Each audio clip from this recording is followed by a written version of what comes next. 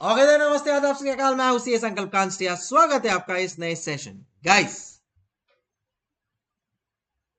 So guys आज कहानी को अपन आगे बढ़ाएंगे and we will move on to the H point.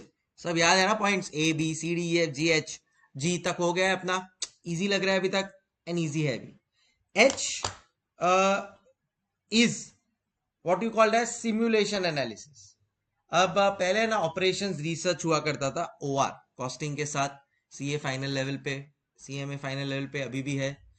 Final level पे हुआ करता था ऑपरेशंस रिसर्च ओआर। उसमें एक चैप्टर था सिमुलेशन, उसका एक छोटा सा पार्ट अडॉप्ट किया है और उन्होंने यहाँ पे डाला है।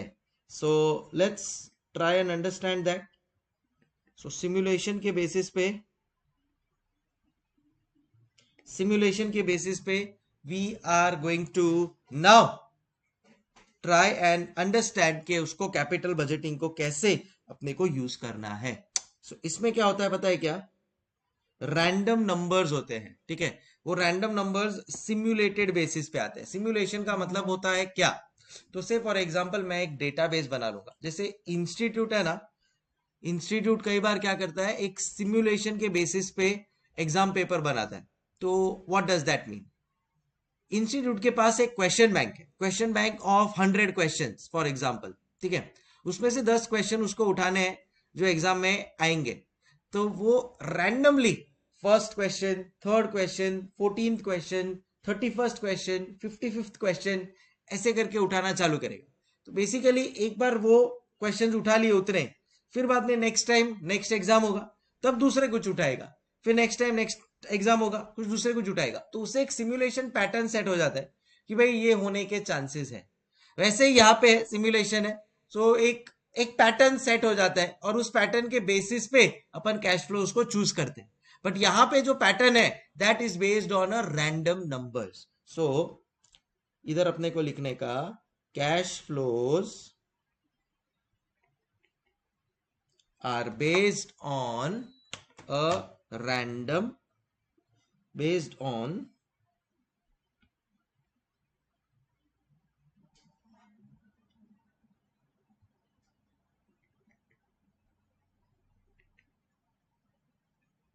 selection of random numbers.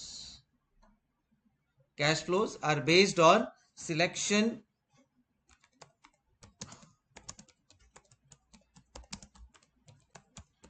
random numbers.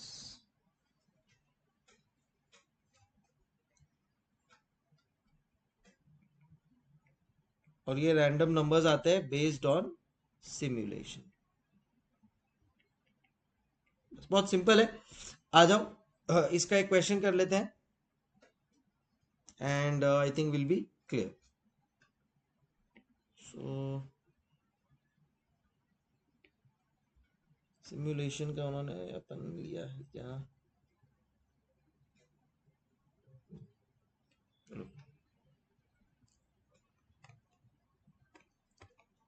चलो सिमुलेशन टेक्निक को समझने के लिए और अप्लाई करने के लिए we will take the use of our favourite magic book. जी हाँ, सो आप लोग सब लोग को मैजिक बुक ओपन करना है कैपिटल बजटिंग का, एंड वहां से अपन लोग ये सम को सॉल्व करेंगे। ओके गाइस, चलो आ जाओ।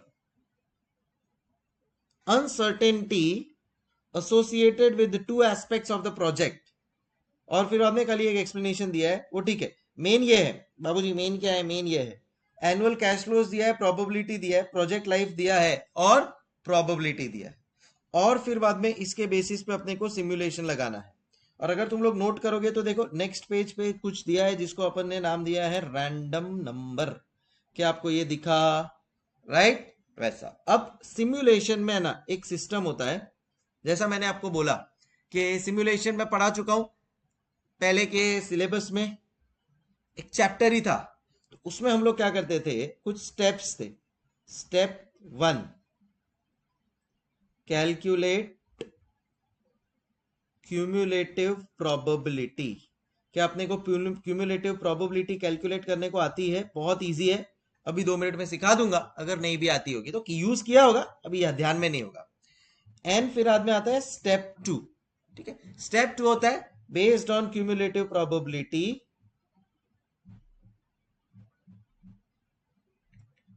based on cumulative probability create a range,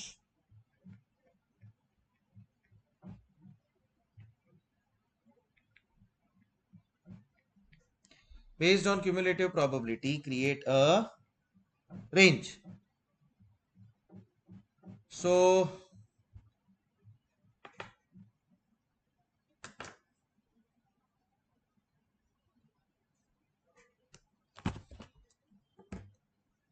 based on cumulative probability create a range. So ये दो चीज है, रेंज कैसे क्रिएट करते हैं वो बताऊंगा। फिर रेंज के बेसिस पे आपके रैंडम नंबर्स आएंगे। सो स्टेप 3, अच्छा ये तो ये स्टेप सी मैं नेक्स्ट पेज पे ले लेता हूं।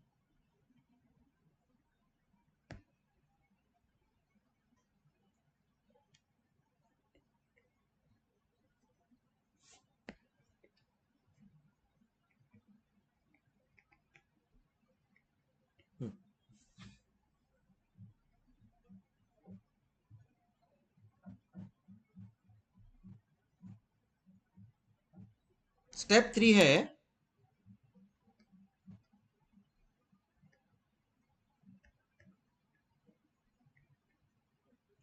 based on above range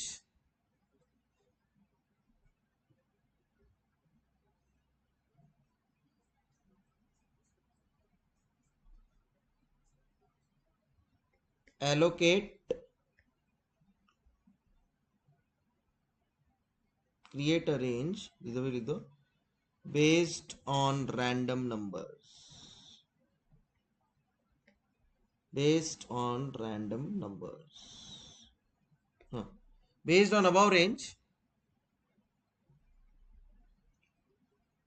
allocate the cash flows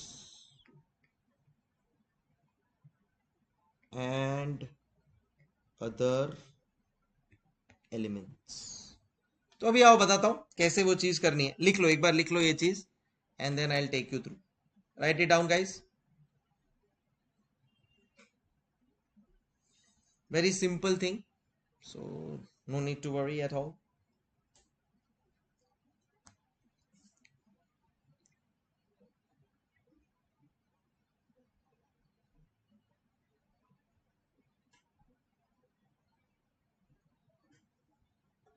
चल अब इसको अप्लाई करते हैं।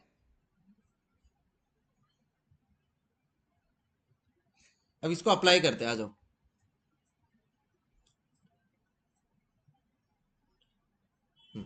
सो देखो यहां पे तुम लोग को दिख रहा होगा वैल्यू, और यहां पे दिख रहा होगा प्रोबेबिलिटी। तो अब इसके लिए अपने को यूज करना है first calculation of value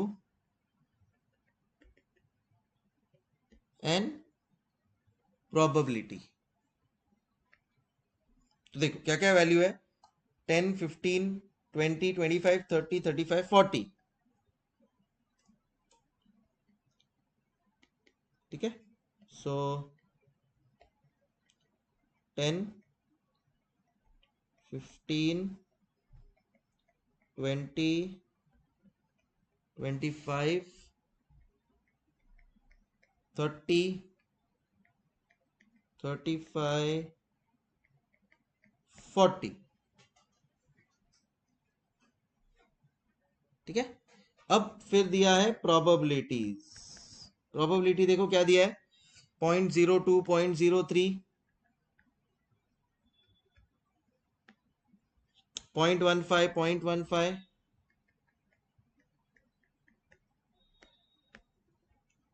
0.3, 0.2, 0.15।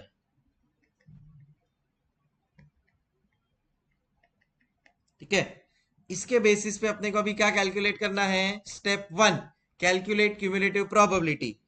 So we will write cumulative probability 0.02, 0.05, 0.20, 0.35, 0.65, 0.85, 1.00। नहीं समझे सर ये कैसे आया? 0.02 plus 0.03 is equal to 0.05, 0.05 plus 0.15 is equal to 0.20, plus 0.15 is equal to 0.35, plus 0.3 is equal to 0.65। समझ में आया? And the last is range.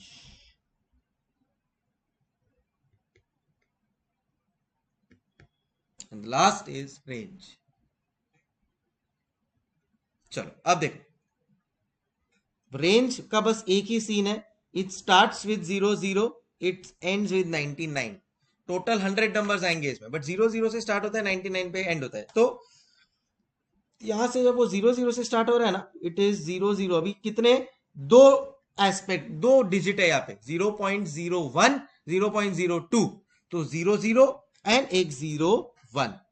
फिर यहाँ पे 02 से 04, जो भी यहाँ पे है ना, उससे एक माइनस कर देने का। तो 19, 34, 64, 84, एंड यहाँ पे एक ऐड कर दो, 5, 20, 35, 65, 85। खोपड़ी समझे नहीं? समझे क्या? ये देखो, ये यहाँ पे गेम इधर है, दो इसमें नंबर्स होने चाहिए, तो ये रेंज बन गया 0001। फिर बाद में यहाँ पे 5 नंबर होने चाहिए, सो 2, 3, 4, सॉरी ये देखो, हाँ इधर 3, सो 2 से 5, 3 नंबर्स है यहाँ पे, सो 2, 3, 4। यार ये बचपन के की भी चीजें है यार, समझे क्या तुम लोग? फिर यहाँ पे 15 होने चाहिए, तो 5 से 19, और 15, 20 से 34, ऐसे करके। समझे क्या?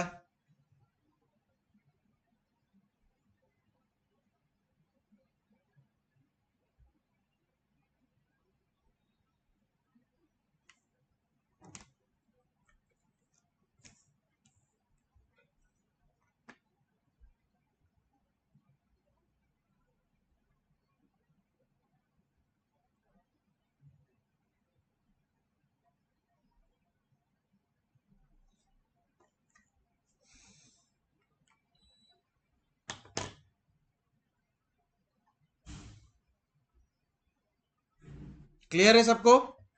ठीक है, अगर क्लियर है तो आइडियली इसका तुम लोग को खुद बनाना चाहिए। प्रोजेक्ट लाइफ वैल्यू प्रोबेबिलिटी दिख रहा है, उसका तुम लोग को खुद बनाना चाहिए। चलो आ जाओ, बनाओ, ट्राई करो। तो सेकंड है प्रोजेक्ट लाइफ। सर डेसिमल्स है थो? हाँ थो, ये ऐड किया, ये ऐड किया है। और एक चीज ध्यान में रखने का, ये जो है ना वो -1 होता है, ये जो है ना -1 होता है, ये जो है ना -1 होता है, ये जो है ना -1 होता है, वैसा। Second project life,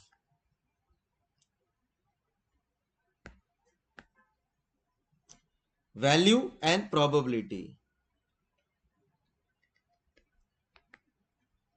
3, 4, 5, 6, 7, 8, 9, 10।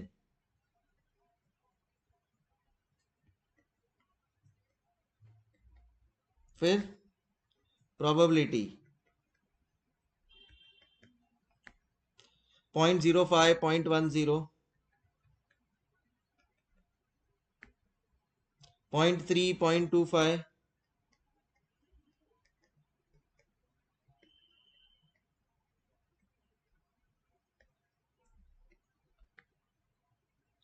0.15, 0.10,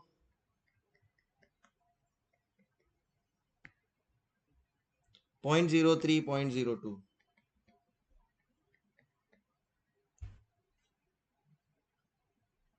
रेंज कभी भी डेसिमल में नहीं आता है। Range is never in decimals dear. वो रेंज डेसिमल में नहीं लेना है, इसीलिए तो क्यूमुलेटिव प्रोबेबिलिटी करके उसको रेंज में कन्वर्ट कर रहे हैं। ठीक है, अब क्यूमुलेटिव प्रोबेबिलिटी और रेंज तो तुम्ही को निकालना चाहिए। तो 5 है, तो ध्यान में रखना ये रेंज देखना इधर 0004। अब मेरा तो इतना हाथ बैठा हुआ है कि मैं तो डायरेक्टली रेंज निकाल सकता हूं, ठीक है ना। See, end of the day range निकालना है। क्यूमुलेटिव प्रोबेबिलिटी एक जरिया है जिससे रेंज निकलता है, बट अगर यू आर कॉन्फिडेंट इनफ तो आप सीधा रेंज भी निकाल सकते हैं, जैसे कि मैं कर रहा हूं, जैसे कि मैं कर रहा हूं, समझे क्या। तो that is up to us कि अपने को उसको कैसे प्रोसीड करना है। सी, अभी यहाँ पे देखो एक ये हो गया है, 5 से 14 आएगा, ठीक है। इट्स बेटर दैट अपन लोग रेंज के ही थ्रू जाए। सो 0.05 ऐड करो 0.15, ऐड करो 0.45, ऐड करो 0.7, 85, 95, 98, 1.00, टन। फिर रेंज 00 से 04, फिर 5 से 14, 44, 69, 84, 94, 97, 99, 15, 45, 70, 85 से 94, 95 से 97, 98 से 99, ठीक है। चल ये 2-4 मिनट दे रहा हूं, फटाफट देख लो, कोई डाउट हो पूछ लो, otherwise will move on.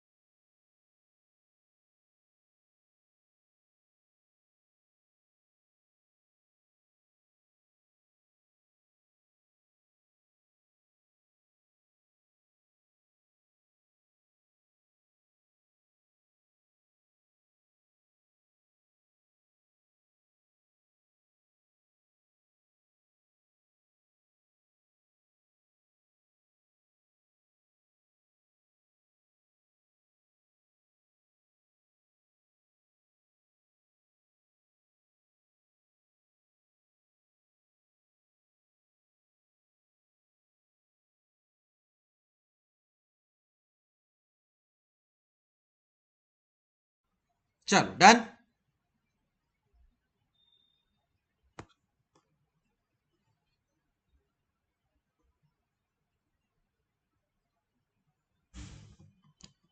Sir range 00 से 04 में प्रोबेबिलिटी 0.05 कैसे आएगी? ये देखो, ये पकड़े गए, ये लोग पकड़े गए क्योंकि ये लेट आया है ना। क्योंकि हम बाकी जो स्टार्टिंग से उसको ये डाउट आएगा ही नहीं। तो ऐसे पहले लिखो, सर मैं थोड़ा लेट आया, सॉरी, आप प्लीज मुझे बताएंगे क्या ये कैसे होगा, क्योंकि ये चीज मैं एक्सप्लेन कर चुका हूँ सर। अब तो पकड़ा गया बेटा। तो रेंज में यहाँ पे -1 करना है अपने को। वो सब अपमोला का बात हो गया, तो थोड़ा सा पुराना पहले देख ले फिर आ, वरना वो रेंज सेट करने में तकलीफ होगी। कोई बात नहीं, it's okay. But range set करते हैं ना हम लोग, तो रेंज सेट करने में जो भी तरह क्यूमुलेटिव प्रोबेबिलिटी है वो सबका इधर -1 करके आ जाता है। तो we start here with 0 0, we end here with 99, but यहाँ पे ये 1 तक जाता है तो वो एक -1 होते जाता है यहाँ पे, ऐसा। चलो कहानी को आगे बढ़ाएंगे अभी। अब सुनो, सुनो। अब अपने को दिया है यहाँ पे रैंडम नंबर दिख रहा है, 53 479 97 344। अभी रैंडम नंबर्स को पिकअप करना है। सबसे पहले मैं पिकअप करूंगा से 53 को पिकअप करूंगा मैं, ठीक है। तो अब दो चीजें हैं यहाँ पे, स्टेटमेंट ऑफ सिमुलेशन रिजल्ट्स। आपको एक स्टेटमेंट बनाना है ऑफ सिमुलेशन रिजल्ट्स।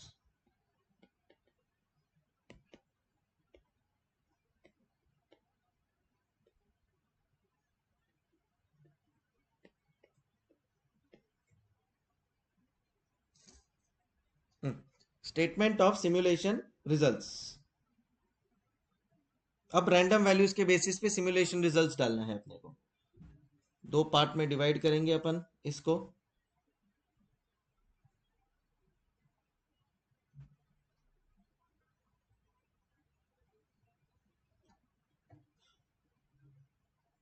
सबसे पहले number of runs I think 10 है।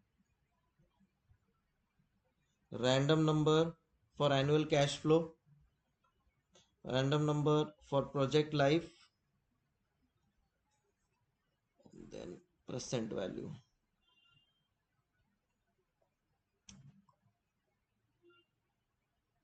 रन्स, सबसे पहला रन साथ में करेंगे अपन सब, ठीक है। सबसे पहला रन के लिए रैंडम नंबर उठाना पड़ेगा। क्वेश्चन में देखो रैंडम नंबर दिया ही होगा, and that in this case is 5 3 4 7 9। तो अपने को है ना वर्टिकली फर्स्ट दो नंबर उठाते जाने। तो पहला नंबर उठाया 53, हाउसी का नंबर 53 कट। सो अब यहाँ पे मैं लिख दूंगा रैंडम नंबर 53। पहले क्या है अपना, पहले अपना एनुअल कैश फ्लो। अब जाओ 53 देखो क्या है एनुअल कैश फ्लो में, कहां फॉल करता है गाइस, जाके देखो रैंडम नंबर रेंज 53 में क्या फॉल करता है। कैन आई से 30,000, सो वी विल से 30,000 का कैश फ्लो। फिर दूसरा क्या है रैंडम नंबर, दूसरा रैंडम नंबर है लकी नंबर 97। 97 को कट कर देंगे अपन, इधर लिख लेंगे। अच्छा ये क्या है, इट इज प्रोजेक्ट लाइफ। 97 कहां पे फॉल कर रहा है, 97 फॉल कर रहा है यहाँ पे 9, सो 9 इयर्स, ठीक है। अब डिस्काउंटिंग फैक्टर 10%, सो डिस्काउंटिंग फैक्टर 10%, ठीक है। बस तो करो अभी 1 डिवाइड बाय 1.1, 1 2 3 4 5 6 7 8 9 जीटी, तो 5.759 एंड फाइनली मिल जाएगा अपने को नेट प्रेजेंट वैल्यू। सो ये कैसे आएगा, annual cash flow multiply by discounting factor minus 1,30,000 which is your original cost. Question में देखना ओरिजिनल कॉस्ट यहाँ पे है अपना 1,30,000, 1,30,000। सो 30,000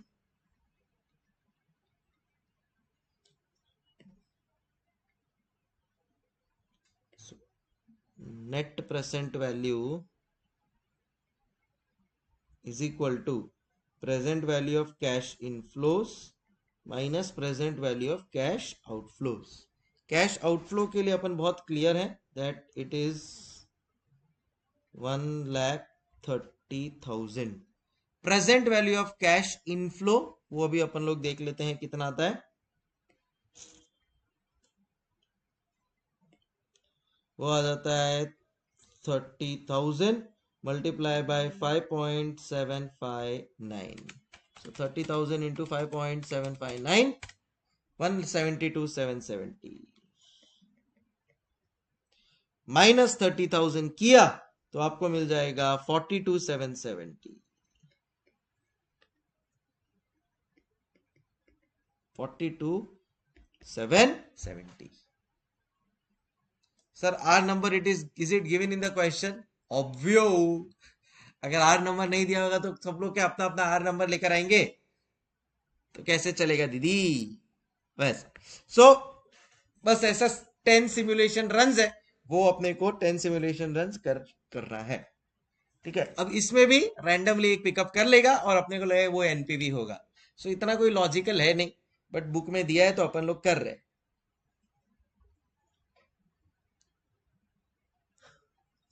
बट ठीक है, कुछ relevance wise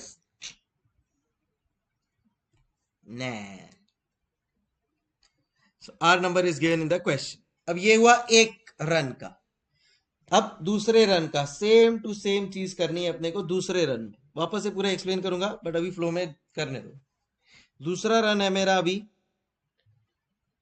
okay, random number देखो क्या है,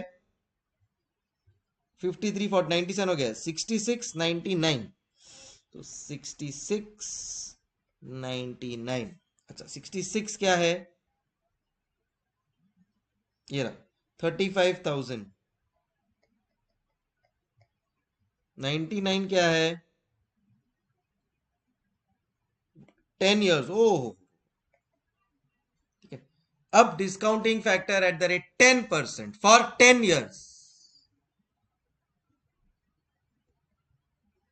डिस्काउंटिंग परसेंटेज 10% फॉर 10 years। बोलो क्या आएगा? 1 डिवाइड बाय 1.1, 1 2 3 4 5 6 7 8 9 10, जीटी किया 6.144, 6.145 rather 45। ठीक है,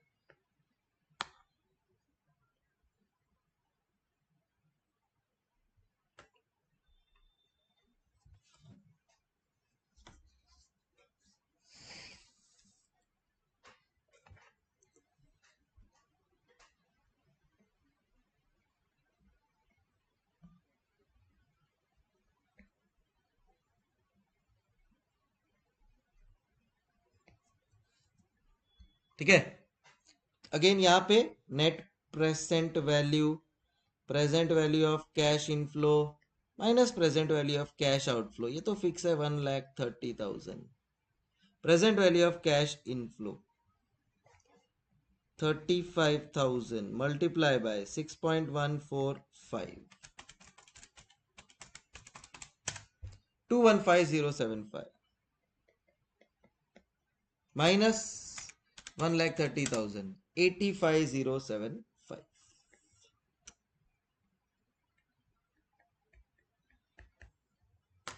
समझ गए एवरीबॉडी? चल डन।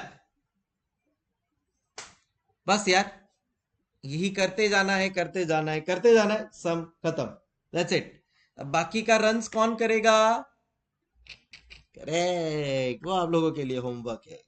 फिर देखो next 3081। So next random number उठाएंगे अपन,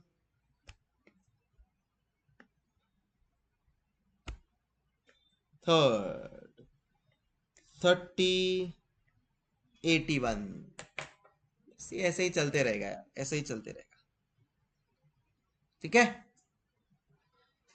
हाँ अब मेरे को बताओ किस किस को नहीं समझा। आई थिंक पलक को नहीं समझा है, बाकी लोगों को समझा है?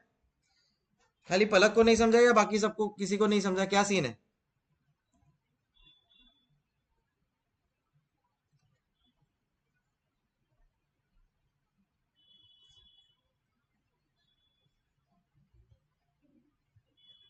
समझा?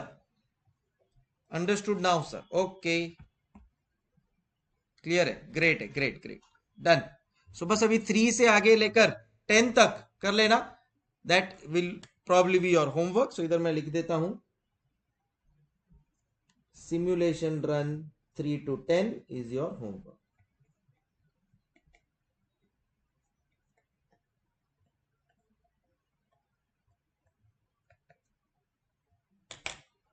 कंफ्यूज हो गई थी पहले, कोई बात नहीं, कोई बात नहीं।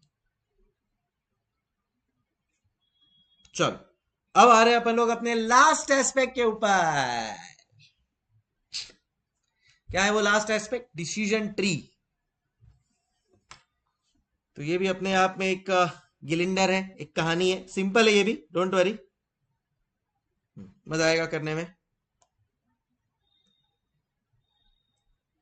हुआ मैं, हुआ मैं।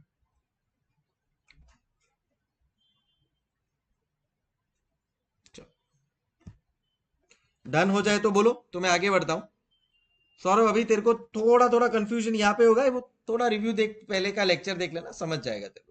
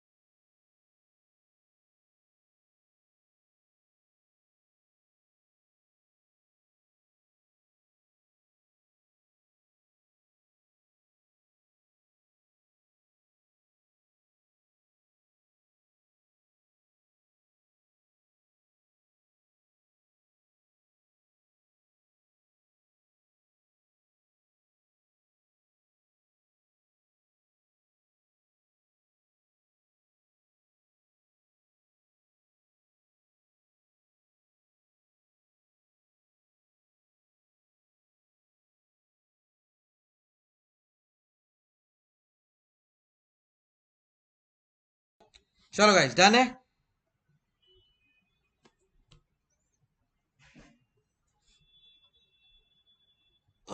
Sir, in question, what are other columns? Manisha, I would like to meet you someday and would want to understand your diction. What are other columns? Which other columns are you talking about? Manisha, which other columns are you talking about?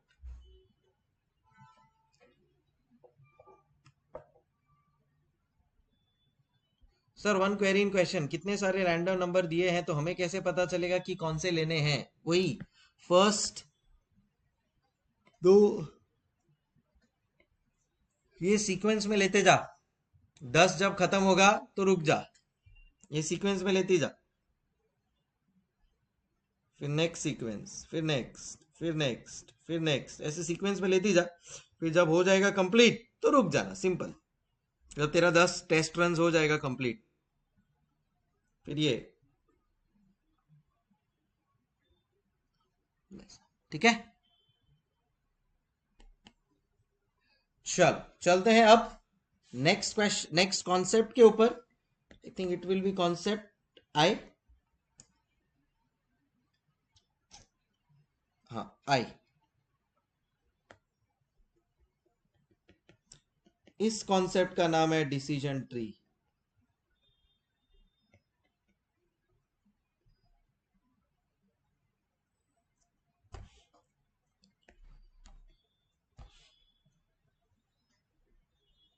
चलो start करते हैं अपन।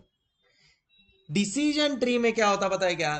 तुम लोग ने वो शेर ये सुना है, कभी कभी मेरे दिल में ख्याल आता है कि अगर तुम होती तो ये होता, अगर तुम होती तो वो होता, उन सांसों की रंजिश। सो बस वैसा ही कुछ है डिसीजन ट्री। अगर ये होगा तो क्या होगा, अगर वो होगा तो क्या होगा। तो यूजुअली आदमी जब फेल हो जाता है, स्पेशली प्रोफेशनल एग्जामिनेशन में, CA CW ये सब, तो वो ये सब बहाने देता है, अरे यार अगर मेरे को और 3 महीना मिल जाता ना, अगर मेरे को ये हो जाता ना, तो ये हो जाता। बट ये अगर मगर नहीं चलता है जिंदगी, खाली डिसीजन ट्री में चलता है दैट इफ। आपको अलग अलग लेवल का प्रोबेबिलिटी फाइंड करना है यहाँ पे बेसिकली, और कुछ नहीं। सो एक स्टार्ट मिलेगा, अगर आपने ये प्रोजेक्ट लिया तो आपका ये डिसीजन आएगा। दूसरा स्टार्ट मिलेगा, अगर आपने ये डिसीजन लिया तो ये आएगा, फिर ये हुआ तो ये होगा, ऐसा कुछ। ठीक है, जस्ट एक creating idea in front of your eyes that in case of decision tree there are various levels of thinking, various levels of thinking कि क्या क्या possibilities है, वैसा और कुछ नहीं। so if we accept the project तो क्या होगा, if we reject the project तो क्या होगा, वैसा। अगर एक्सेप्ट किया तो कैपिटल कॉस्ट क्या होगा, रिजेक्ट किया तो क्या होगा, वैसा। एक्सेप्ट करने में भी 2 कैपिटल कॉस्ट है, वैसा। सो बाइफर्केशंस आते जाएंगे, वेरियस सिनेरियोस आते जाएंगे। सो डिसीजन ट्री में accumulation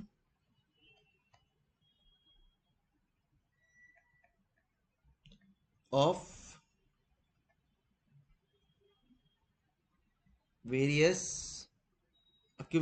various decisions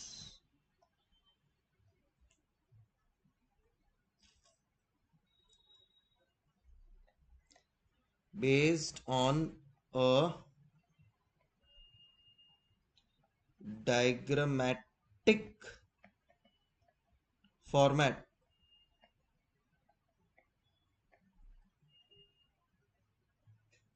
is called decision tree.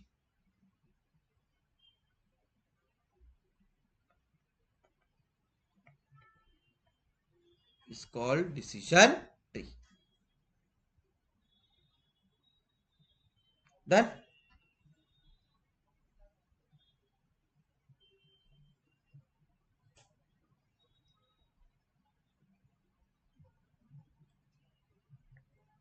इसमें भी अपने को सीधा क्वेश्चन एंड आंसर ही करना है, बाकी इतना ग्रेट चीज है नहीं। मतलब जैसा सिमुलेशन था, सीधा अपन ने क्वेश्चन आंसर किया, हो गया।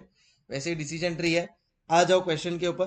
Question number 11 everybody, question number 11, L&R Limited। come to this question, let's start. So L&R Limited wishes to develop a new virus cleaner software. The cost of pilot project would be 2,40,000. Presently, the chances of the product being successfully launched on a commercial scale are 40%. अगर commercially हुआ तो वैसा.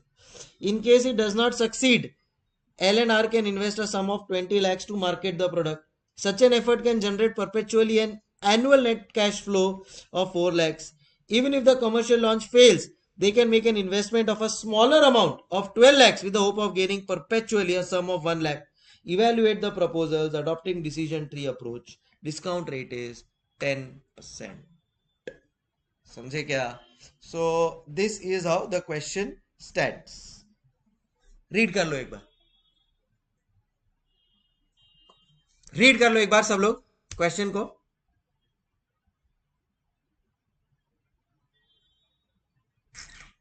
फिर साथ में start करेंगे।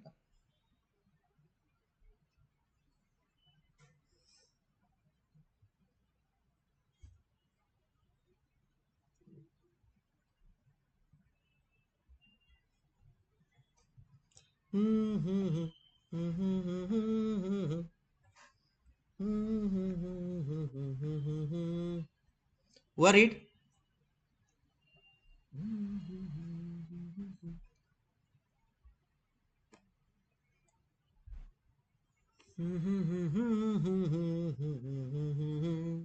सौदा इरादों का है, बातों का है। हाँ,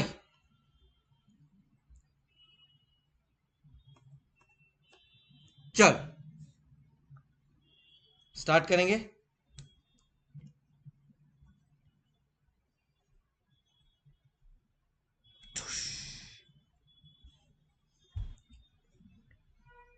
सो ये रहा question. LNR Limited wishes to develop a new virus cleaner software. Cost of pilot project would be ₹2,40,000. सो इधर अपने को बनाना है एक डिसीजन ट्री। ये है क्वेश्चन नंबर 11 का सॉल्यूशन। आओ। सो सबसे पहला क्या है scene? Cost of pilot project. Pilot project मतलब समझते तुम लोग? पायलट मतलब डेमो। तो ये एक डेमो हम लोग टेस्टिंग के लिए यूज कर रहे हैं, है ना? तो क्या हम लोग कर रहे हैं कि भाई अगर हमारा प्रोजेक्ट हम गो हेड करते हैं तो हम टेस्ट करना चाहते हैं और वो टेस्ट का खर्चा होगा 2.4 lakh. Fair enough? Fair enough sir, fair enough. अच्छा, फिर आगे देखो क्या बोला है। Presently, the chances of the product being successfully launched on a commercial scale are rated at 50%. Chance of success 50%। तो इसका मतलब बचा हुआ चांस क्या हुआ? Chance of failure 50%। समझे कि नहीं? सो चांस ऑफ सक्सेस, ये अभी इधर आ गया मेरा B point.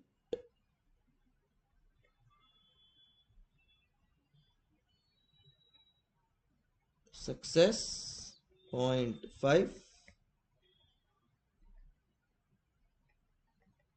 Failure 0.5। C D. आगे देखते हैं। In case it does succeed, LNR can invest a sum of ₹20 lakhs to market the product. In such an effort can generate perpetually an annual net cash flow of 4 lakhs. So भाई अगर successful हुआ तो मेरे पास दो option है। फिर मैं invest करूं कितना? 20 लाख। और ये 20 लाख इन्वेस्ट करके 4 लाख कैश फ्लोज परपेचुअल मिल जाए। या दूसरा है नो इन्वेस्ट, इन्वेस्ट ही ना करूं मैं। समझे क्या? दूसरा ऑप्शन है मेरे पास नो इन्वेस्टमेंट। एंड उसी के नीचे देखो डी एक और है, उसके लिए क्या कुछ बोला है क्या? देखो, even if the commercial launch fails, they can make an investment of 12 lakhs with the hope of gaining perpetually a sum of 1 lakh. कहना इससे ये मेरा नीचे वाले का आ गया।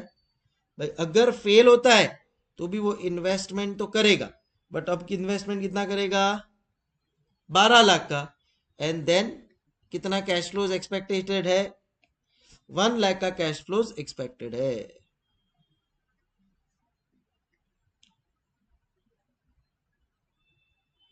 1 लाख कैश फ्लोज एक्सपेक्टेड है।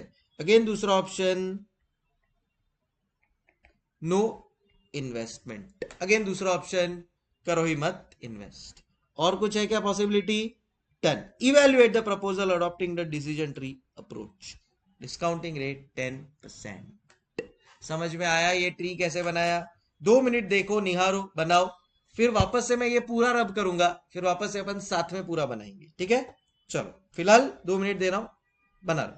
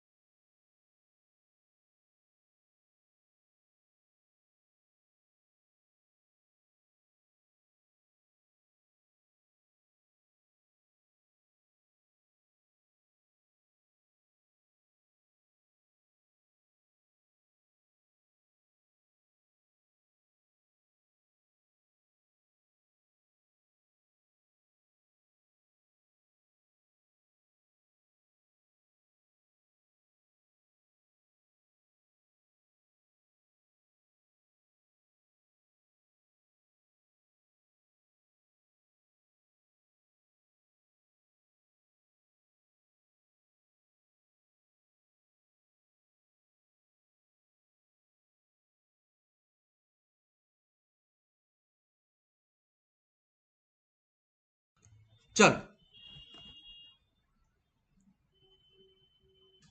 कुछ समझा? थोड़ा थोड़ा समझा? चलो वापस से इसको रिक्रिएट करते, आओ।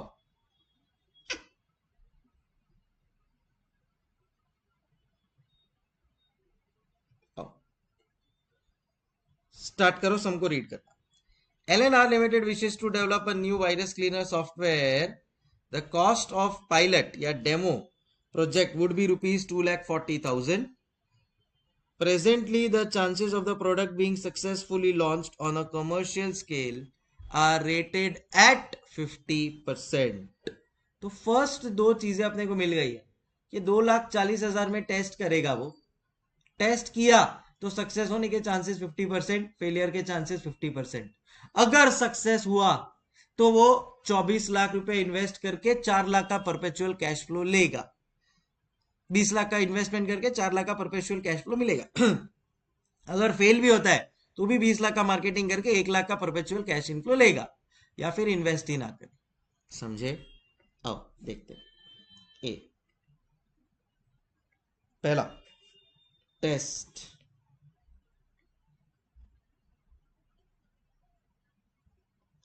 $2,40,000 में टेस्ट करो। दूसरा ऑप्शन, टेस्ट ना करो।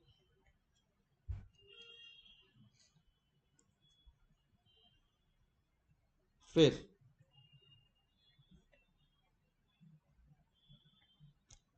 अगर उसमें सक्सेस हुआ जिसका चांसेस है 50%, दूसरा है फेलियर जिसका चांसेस है 50%। अगर सक्सेसफुल हुआ, मानो यदि,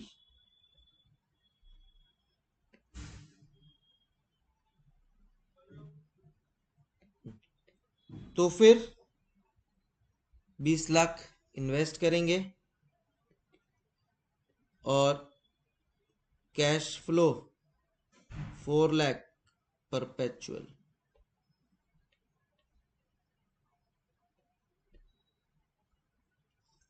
अदरवाइज नॉट टू इन्वेस्ट। फिर यहां पे डी, अगर इन्वेस्ट किया 12 lakh,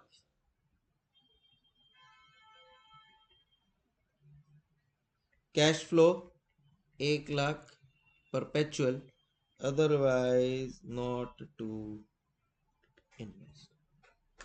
simple, straightforward. Clear everybody? अब ये डिसीजन ट्री बना है, बस अब इसके बेसिस पे अपने को आगे करते जाना है काम। तो वो कैसे करेंगे, आओ I let you know.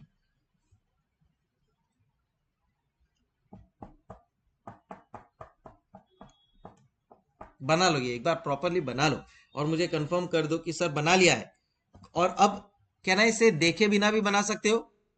Suppose ये तो अभी तुम लोग देख के बना रहे हो, बट सपोज मैं ये वापस से रब कर दूं तो भी तुम लोग बना पाओगे क्या? Perfect, then it's okay.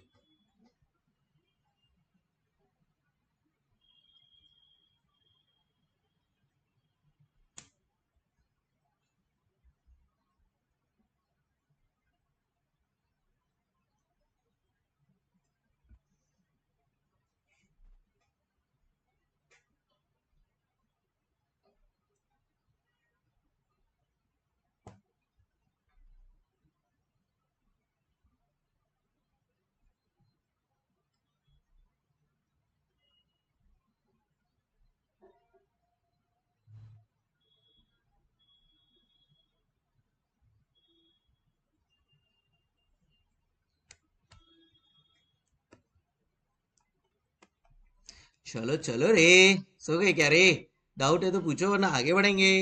अब स्टार्ट करते हैं आगे। Now the last step is evaluation of all nodes. ठीक है ना? अब तुम लोग ने अगर नोट किया होगा, तो बहुत सारे नोड्स बने हैं। वाह वाह वाह। जैसे कि यहाँ पे ये एक नोड है, ये दूसरा नोड है, ये तीसरा नोड है, ये चौथा नोड है। तुम लोग ने अगर नोट किया होगा तो अलग अलग अलग नोड्स बने हैं at different different points. So here ये अलग अलग नोड्स को अपने को इवेल्युएट करना है। So evaluation of all nodes.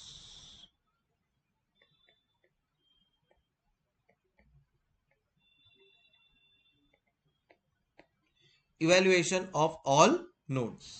सबसे पहला नोड इसमें कौन सा है बेटा? Node A.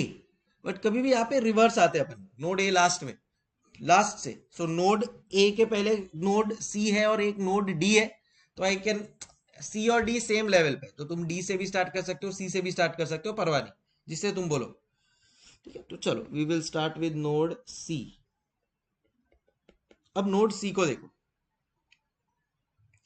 एक तो नॉट टू इन्वेस्ट, ठीक है। दूसरा कि अगर इन्वेस्ट किया 20 लाख तो कैश फ्लो आ जाएगा 4 लाख परपेचुअल। तुम लोग को ये पता है कि नहीं, इंटर में पढ़े होगे तुम, दैट अगर cash flows are perpetual, if cash flows are perpetual, perpetual मतलब जिंदगी भर चलते रहेगा, then value of the asset is equal to cash flow upon cost of equity, या जो भी उसका डिस्काउंटिंग फैक्टर है। सो नोड सी का कैश फ्लो कितना है? 4 लाख। उसका डिस्काउंटिंग फैक्टर कितना है? क्वेश्चन में देखो जरा, discount rate is 10%, so it is 10%। therefore value cash flows equal to rupees 40 lakh, equal to rupees 40 lakh. समझ में आया?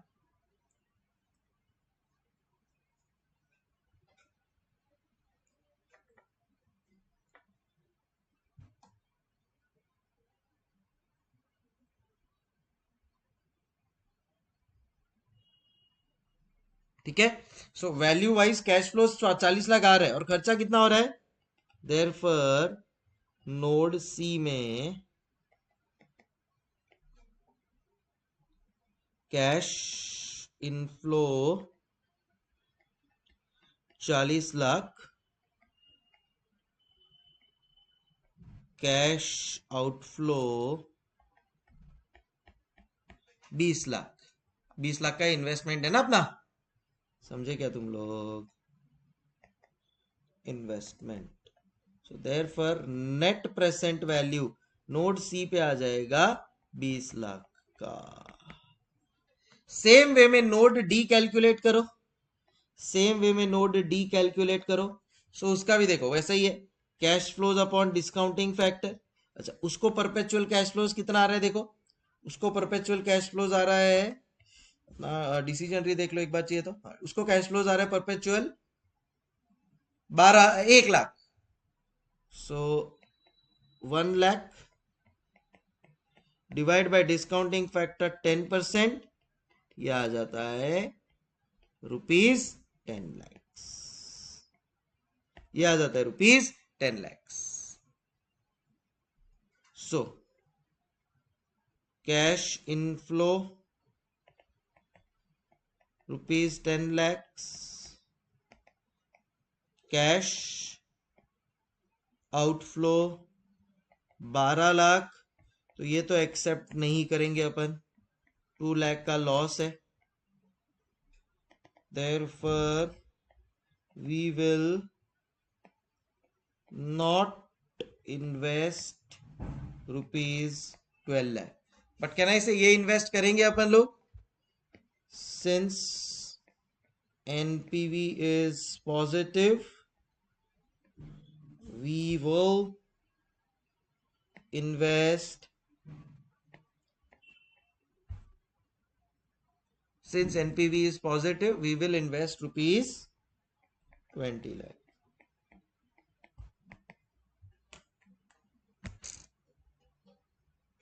Done.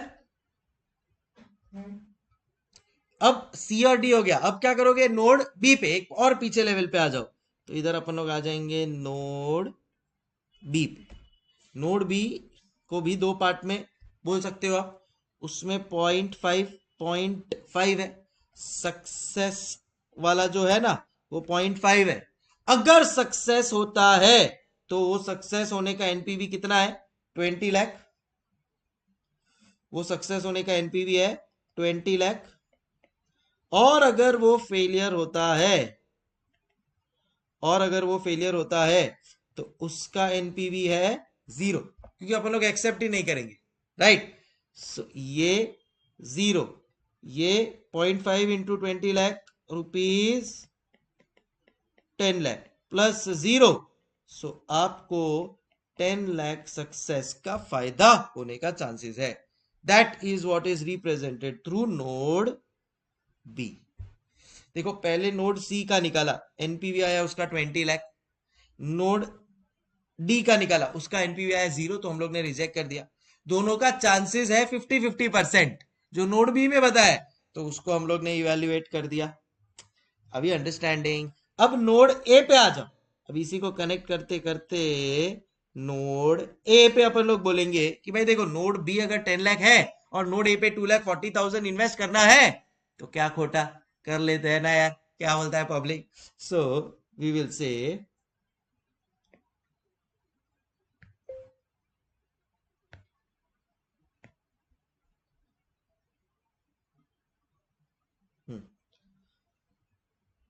decision to be taken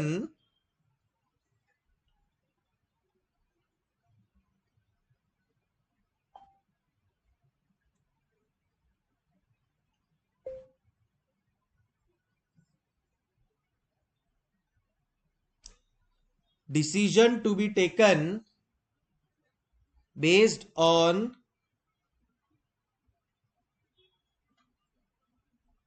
two alternatives of node A, two alternatives of node A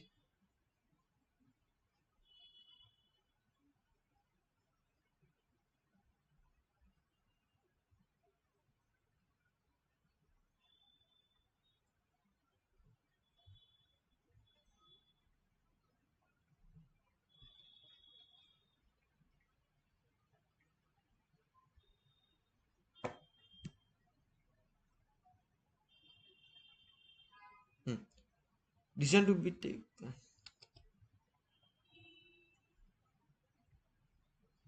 will be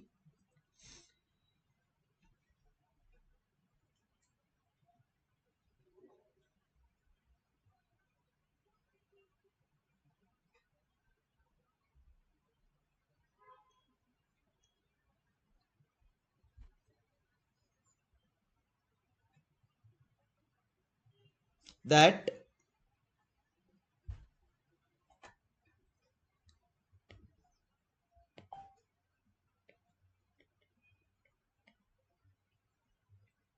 देखो, test run करने का खर्चा कितना है?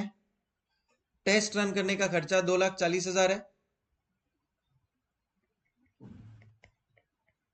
Test run cost 2,40,000।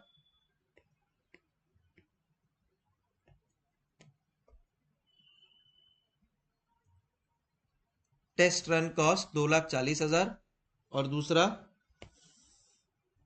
Benefit 10 lakh. So net benefit 7,60,000। 7,60,000। So accept करना चाहिए। The answer is yes. Therefore, decision to test should be accepted.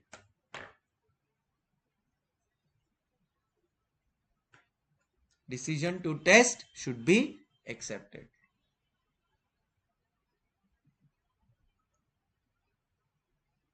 Done?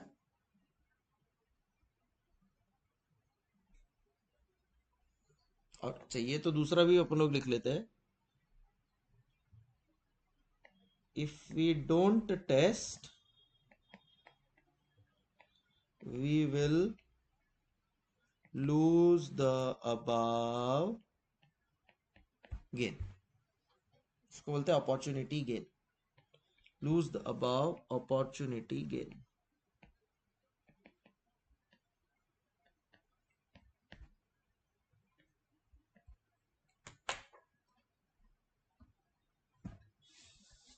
Clear everybody? बोलो रे बोलो रे बोलो रे बोलो रे बोलो रे।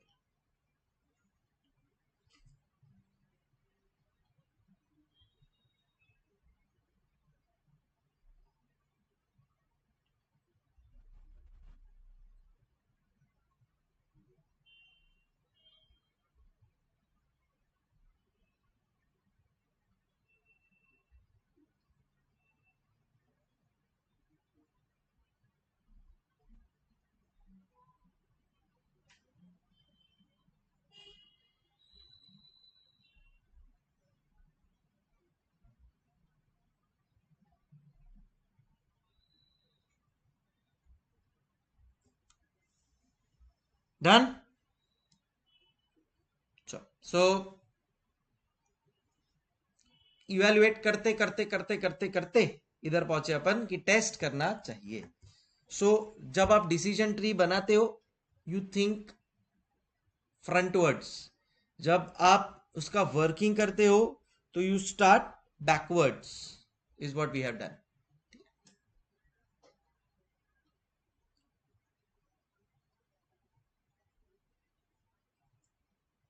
तो इवेल्युएट करना है बेसिकली। देखो अभी नोड सी है, उसको पकड़ो, नोड सी को पकड़ो।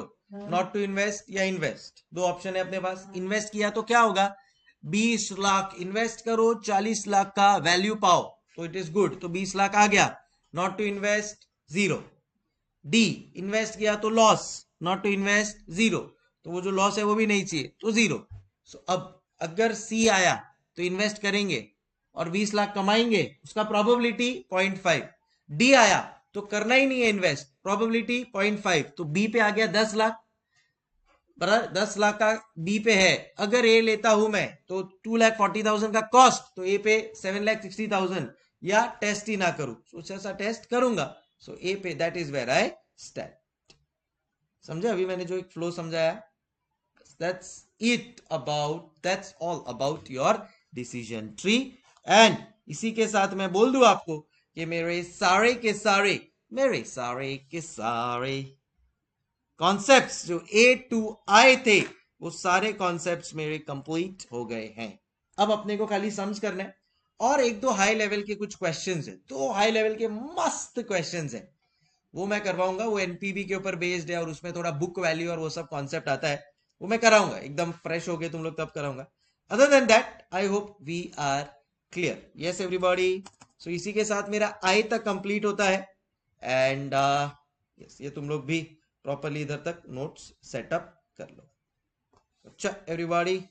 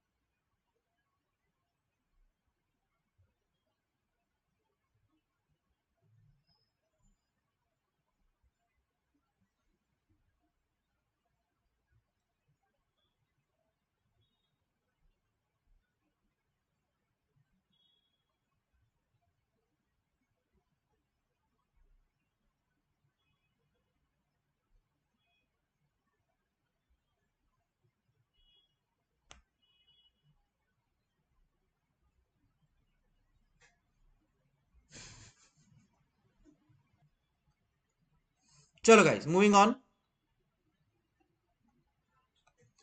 अब सम्स करने हैं बस, कॉन्सेप्ट वाइज ऑलमोस्ट डन। एक आधे दो हाई लेवल की चीजें हैं जो कराऊंगा मैं, don't worry, but other than that हो जाएगा काम अभी अपना। अब तुम थोड़ा कॉन्फिडेंस फील कर सकते हो इस चैप्टर को लेके। यस यस बिल्कुल। चलो आ जाओ, question number 13 everybody, come to question number 13। So देखो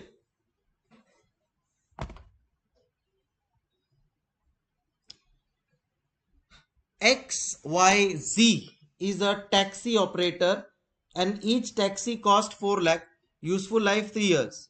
Taxi's operating cost for 3 years and salvage value at the end of the year is as follows. अपने को बताना है optimal replacement period of taxi if cost of capital is 10%. So देखो अब अपने पास क्या option है, सुनो. अपन एक टैक्सी ऑपरेटर है, अपन ने टैक्सी खरीदी कितने में, 4 लाख में. Present value of cash outflow मिल गया, नो टेंशन. ठीक है, टैक्सी का लाइफ कितना है, 3 साल. अगर मैं उसको 1 साल यूज करने के बाद बेच देता हूं तो ऑपरेटिंग कॉस्ट 180 है, पर जो साल्वेज वैल्यू है वो 280 है. 2 साल यूज करके बेच देता हूं तो ऑपरेटिंग कॉस्ट 210, पर साल्वेज वैल्यू 230. 3 साल यूज करके बेचता हूं तो ऑब्वियसली साल्वेज वैल्यू कम हो जाएगा, बट ऑपरेटिंग कॉस्ट ईयर 3 का बढ़ जाएगा.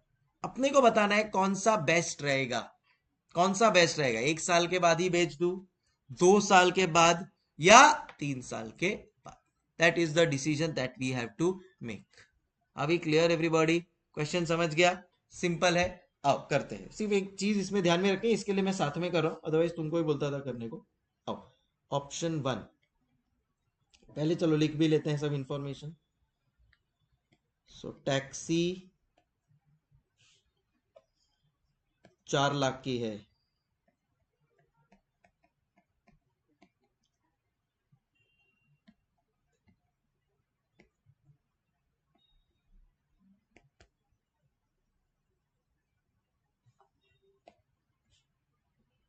Four lakh, life 3 years.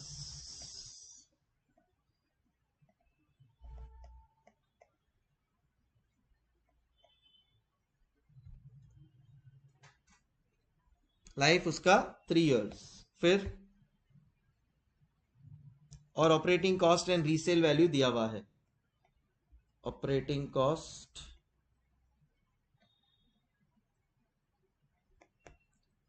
And resale value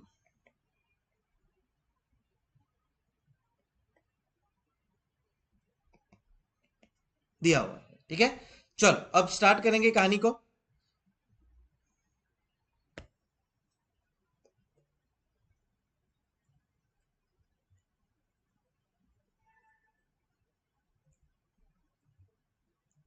चलो अब कहानी को स्टार्ट करेंगे. स्टार्ट करते हैं. सबसे पहले है टैक्सी. कितने की है टैक्सी? 4 लाख की है. So suppose first net present value अगर मेरे को फर्स्ट ईयर में निकालना हो तो, मतलब फर्स्ट ईयर में मेरे को बेचना हो तो, net present value if taxi to be sold after 1 year itself. After 1 year itself. तो 1 साल के बाद ही अगर मैं टैक्सी को बेच दूं तो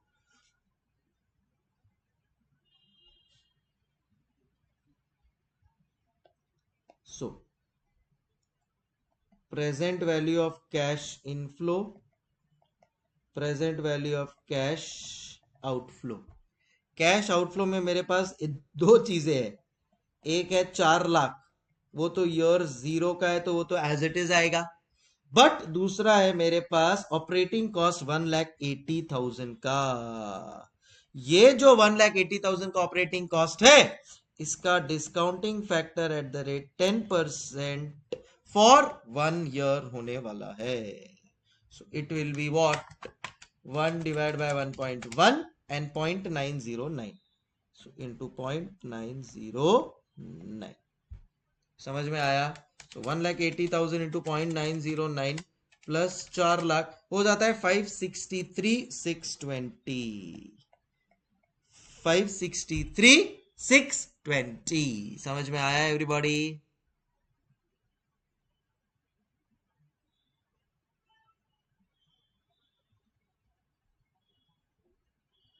ठीक है, तो ये cash outflow.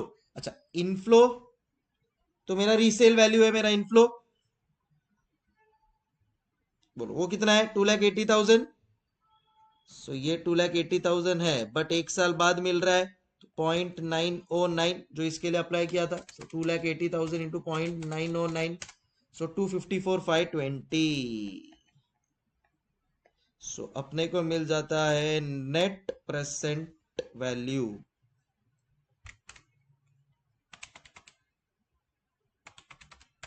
So it will be -309,100 अगर टैक्सी सोल्ड आफ्टर 1 ईयर।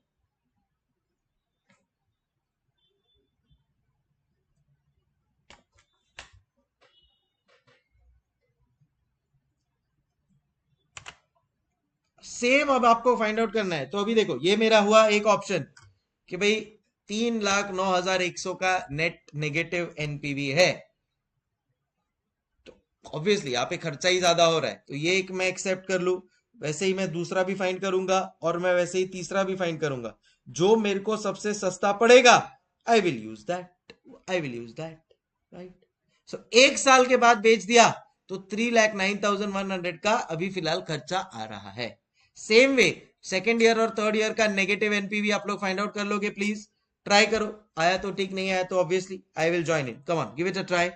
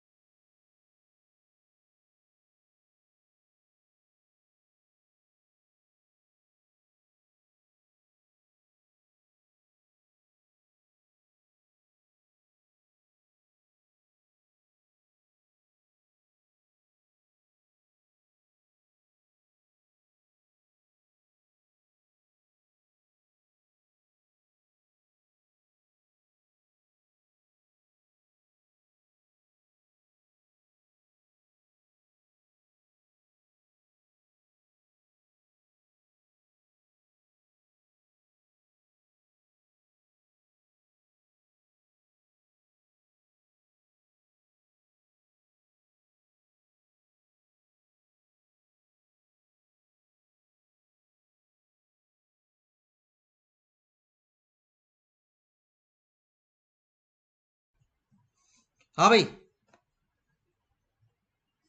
तो ये समझ में आ गया अपने को गाइस? बोलो यार बोलो।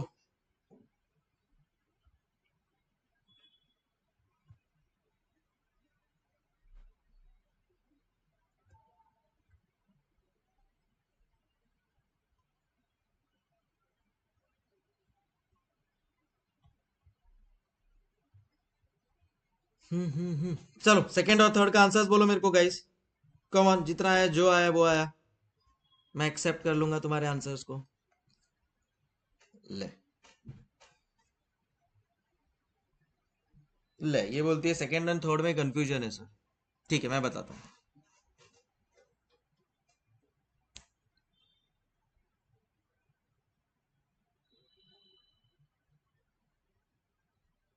चलो स्टार्ट करते हैं। अब सेकेंड ईयर में कुछ लोगों का आंसर आ गया है, कुछ लोगों को कंफ्यूजन है, तो let's start with that. Your two, again format आपका यही रहेगा, ठीक है। इनफैक्ट मेरे को तो ना यही कॉपी कर लेना चाहिए, मैं यही कॉपी कर लेता हूँ। फॉर्मेट अपना पूरा यही रहेगा।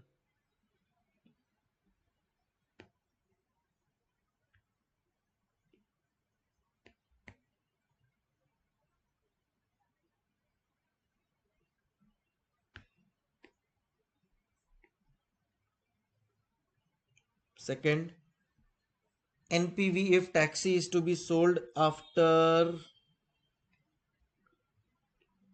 2 years.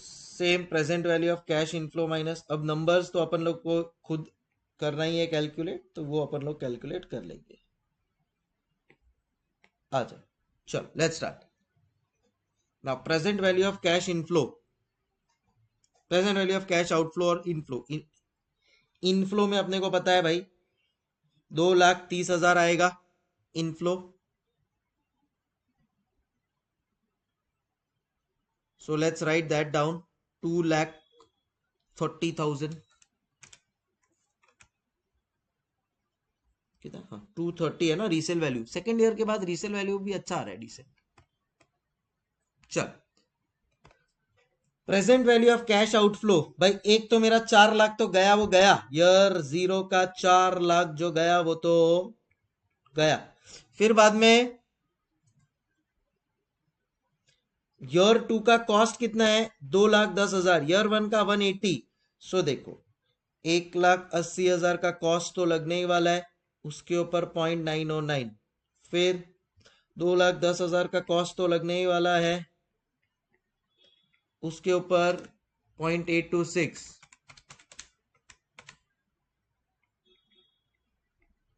बराबर है। सो कहने से ये मेरा सब मिला के कॉस्ट हो जाता है, बोलो कितना आता है, 4 lakh into 180 into 0.909, 210 into 0.826, memory recall 737080। अच्छा, कैश इनफ्लो हो रहा है कितना, 2,30,000 का, सो वो 2,30,000 मल्टीप्लाई बाय 0.826, क्योंकि वो अपने को मिल रहा है 3 साल बाद, 2 साल बाद, तो 230 इंटू 0.826, 189,980। मेरे बोलो कितना बचता है, 189,980 माइनस 737,080, यह आ जाता है 547,100 नेगेटिव। बताओ कोई शक किसी को इसमें, इसमें किसी को कोई शक? बोल अभी पलक जी, क्या डाउट आ रहा है अभी तेरे को? एंड सेम वे अपन लोग बना लेंगे थर्ड ईयर का। अब तो कट कॉपी पेस्ट है सीधा यार, बैठा बैठा कट कॉपी पेस्ट है अभी तो, बैठा बैठा। Now if taxi is to be sold after 3 years, clear now? Okay, so present value of cash outflow में ये दोनों तो आएंगे ही आएंगे। एक्चुअली है ना, इसमें अब मेरे को ये वाला लेना चाहिए, खाली इंक्रीमेंटल फिर लिखना पड़ेगा।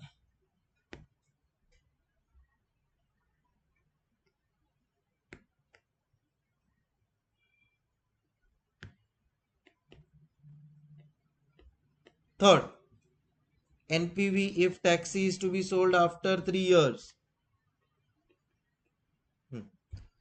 सो present value of cash inflow पहले देखते हैं कितना आता है। देखो कितने में बिक रहा है लास्ट ईयर में, 168।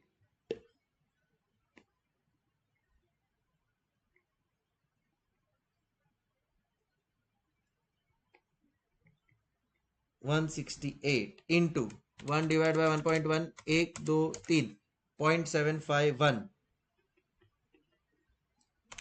इंटू 168, तो 126,221, 126,221। एंड बाकी ये तो, ये दोनों तो है ही, इसी में अपन और एक ऐड कर देते हैं, एंड दैट इज 238। सो 238 का खर्चा होगा, बट बहुत लेट होगा, कब, 0.751। सो 737080, 238 इंटू 0.751 प्लस 737080, तो ये आता है 915818। आई मे बी रॉन्ग, प्लीज तुम लोग चेक कर लेना यार। 915818,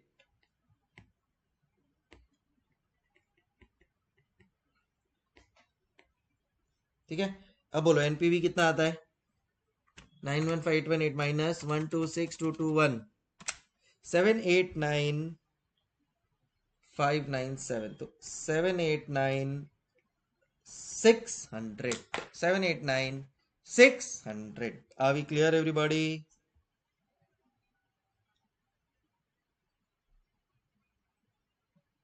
Are we clear everybody?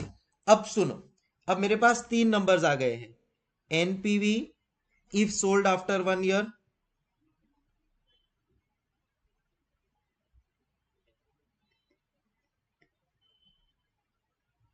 दूसरा NPV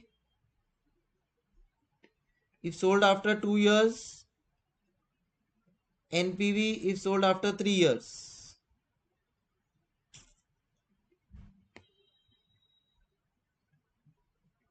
ठीक है. सो अब तीनों सिचुएशन देखो. if sold after 3 years 789,600, sold after 2 years 547,100, and पहला वाला 309,100. अब ध्यान से सुनना, मैं जो आप लोगों को बताने वाला, ध्यान से सुनना मैं आपको जो बताने वाला हूं. सपोज मैं आपके पास कोई गाड़ी बेचने के लिए आया. ठीक है. एक गाड़ी 1 साल यूज हुई है, दूसरी गाड़ी 2 साल यूज हुई है, तीसरी गाड़ी 3 साल यूज हुई है. ठीक है. तो क्या ये डायरेक्टली कंपेरेबल है क्या? ठीक है. मैं एक गाड़ी आपके पास लेकर आया और मैं आपको बोला 1 साल यूज हुई है, ये गाड़ी 3,09,100 में बेचूंगा मैं आपको. एग्जाम्पल दे रहा हूं. दूसरी गाड़ी लेकर आया, वो 2 साल यूज हुई है, बट उसको मैं आपको बेचूंगा 5,47,100 में, और तीसरी गाड़ी 789,600 में, बट 3 साल यूज हुई है. क्या ये तीनों कार्स का जो कॉस्ट है वो कंपेरेबल है क्या? The answer is no. एक साल के यूजेज का कॉस्ट है, एक दूसरे साल का 2 साल के यूज का कॉस्ट है, एक 3 साल के यूज का कॉस्ट है. तो इन तीनों को कंपेरेबल बनाना है, देन इन दैट केस मेरे को क्या करना पड़ेगा? कहना इससे एक लेवल पे लेकर आना पड़ेगा इन तीनों को. समझे क्या? सपोज मेरा कोई एक म्यूचुअल फंड है. देखो मैं आपको एक म्यूचुअल फंड से एग्जांपल बता रहा हूं. ठीक है. एक म्यूचुअल फंड ए है, उसने 1 साल में रिटर्न दिया 12%. ठीक है सर. मेरे पास एक दूसरा है म्यूचुअल फंड बी, इसने 3 साल में रिटर्न दिया 42%. मेरे पास एक म्यूचुअल फंड है सी, जिसमें 5 साल में रिटर्न दिया 85%, और या ले लो चलो 45%. अब आप मेरे को बताओ, क्या आप ये 45% देखकर डिसीजन ले लोगे क्या कि अरे 45% बेस्ट है, 45% सबसे ज्यादा है, उसी को ले लो? अभी अंडरस्टैंडिंग गाइस? अब मेरे को इसमें से चूज करवाओ, कौन सा चूज करूं? म्यूचुअल फंड ए चूज करूं, बी चूज करूं, कि सी चूज करूं? मैं प्राइमा फेसी देखकर कोई भी बोलेगा कि 45% वाला है वो चूज करो, हाईएस्ट परसेंटेज. या फिर समझो मैं ये हटा दूं आप लोगों के लिए, मैं 1 2 3 हटा दूं, और अब मैं बोलूं चूज करो ए बी या सी, तो आप आंख बंद करके बोलोगे सी. बट अगर मैं ये चीज ले आऊं, और अब मैं बोलूं चूज करो, अब क्या करोगे? कहना इसे सबको 1 ईयर पे लाना पड़ेगा. तो आप क्या करोगे? 12 डिवाइड बाय 1 कर दोगे, 42 डिवाइड बाय 3 कर दोगे, 45 डिवाइड बाय 5 कर दोगे. समझ लो, तब जाके तुम्हारा ये कंपेरेबल होगा कि भाई ये तो एक्चुअली 45 दिख रहा है, बट है 9% ही दे रहा है.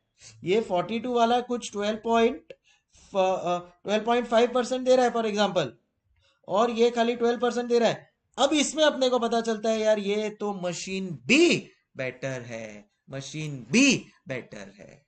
तो क्या किया अपन लोग ने?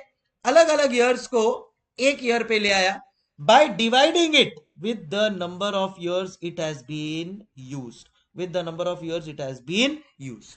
तो यहां पे भी ये जो 3,09,100 है, ये 1 साल के बाद का कॉस्ट है. But we can not compare this cost with a machine जिसको 2 साल हो गया, या मशीन जिसको 3 साल हो गया. उसके 3 साल का उतना कॉस्ट है 789,600, तो 1 साल का कितना? डिवाइड बाय 3 करना पड़ेगा effectively. But because we are doing capital budgeting, यहां पे ये 2 साल का कॉस्ट है 547, 100, तो एक साल का कितना, ये एक साल का कितना, समझे क्या? But because we are doing it in terms of present value and capital budgeting, we will divide it by the discounting factor at the rate 10% 1 year, discounting factor at the rate 10% 2 years, discounting factor at the rate 10% 3 years. समझ में आया? 1 / 1.1 ये हो जाता है 0.909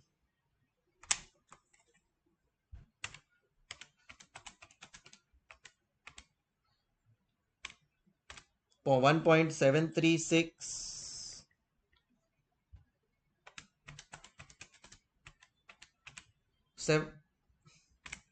2.487 done. सो अब ये comparable हुए, समझे क्या? तो इधर मैं लिखवा देता हूं.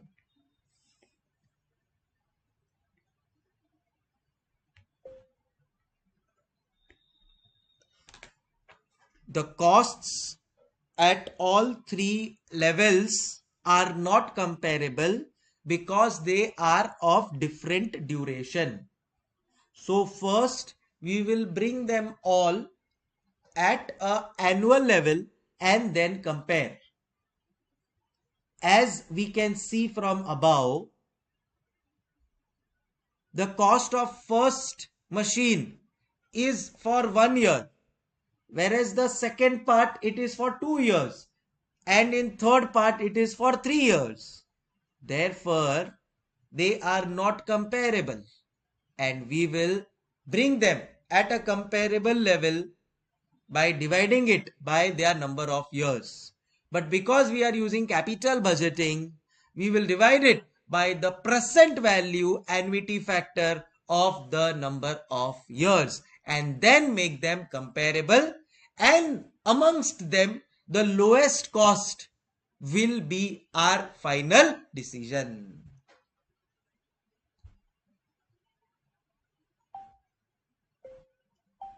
Hey bye. Subject. Got it guys? So ये मेरा कितना आता है देखो, 3,09,100 डिवाइड बाय 0.909. ठीक है, इसको 340 444 340 044 ये हुआ एक. देन 315 331 ये हुआ दूजा. एंड 317 639 ये हुआ तीजा. Clear everybody? Are you done? समझ में आया सबको? इसमें से चूज करेंगे अपन ऑप्शन 2. इसमें से चूज करेंगे अपन ऑप्शन 2. क्यों? क्योंकि लोएस्ट कॉस्ट है. इसको क्या बोलते हैं पता है? ये सारे को बोलते हैं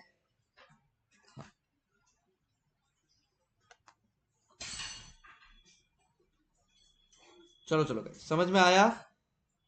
ये सारे को बोलते हैं एक्सपेक्टेड एनुअल कॉस्ट.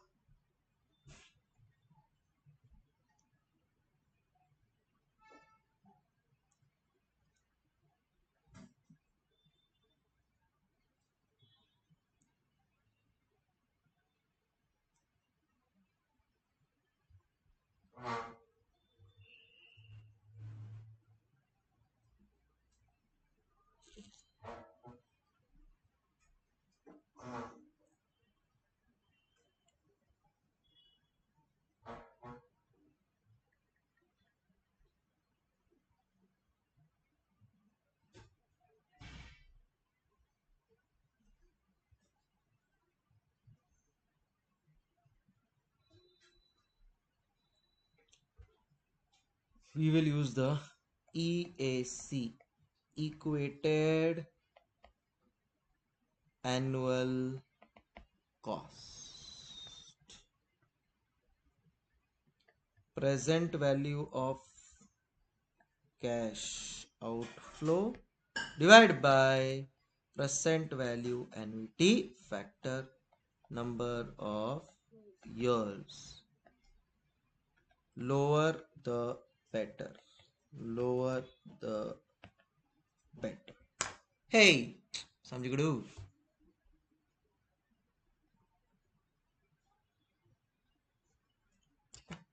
So अपन बोलेंगे therefore we will choose alternative 2 as it costs the lowest. समझ गए?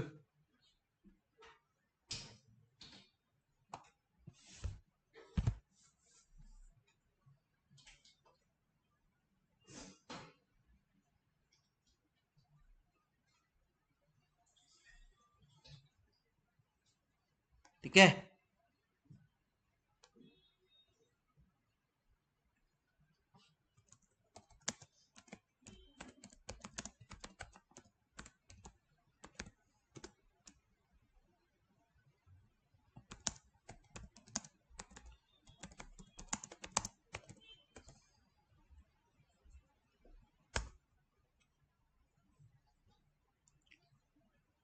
चलो डन गाइस.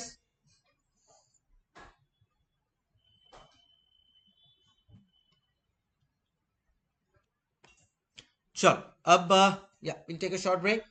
सुनो अभी तुम लोग कॉपी कर लो, नोट्स डाउनलोड करके लिख लो, समझ लो, डाउट हो तो पूछ लो. If not we'll now next move on to the new questions. Sure. See. चलो चलो we'll wrap up today's session. Yes, आप डाउनलोड कर सकते हैं नोट्स एंड कंप्लीट कर लीजिए. And time for me to say hasta la vista. चलो bye bye. ठीक है? Okay done.